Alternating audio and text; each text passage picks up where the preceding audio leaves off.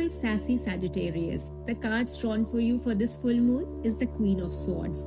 The tarot depicts a poised figure, sharp-eyed and alert, a sword upright, cutting through the fog with clarity and authority. She embodies discernment, independence, honesty, and integrity.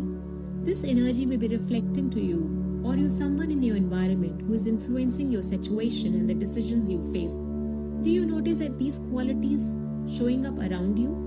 In your love life, this energy may signal the need for clear communication or setting boundaries, either for yourself or with someone else close to you. Perhaps a friend, a partner, a colleague is influencing your emotional landscape, and awareness of their impact will help you navigate relationships with clarity.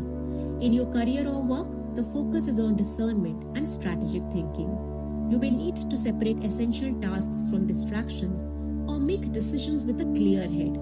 This energy encourages you to observe who or what is affecting your direction and act with an informed judgment and not swayed by emotional landscaping. For your overall well-being, pause to notice the clarity and independence in your environment. Take time to reflect on the influences around you and how they shape your choices. You might journal, plan, or simply observe your interactions to maintain balance and perspective. Think of this as a see clearly, act wisely energy.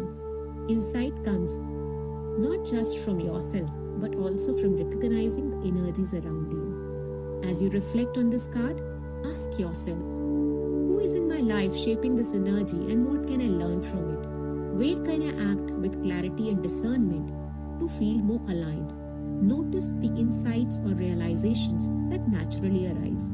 If you wish to dwell deeper into the realm of tarot, I recommend you watch the forecast for the other zodiac signs. Full moon blessings to you. Chandra.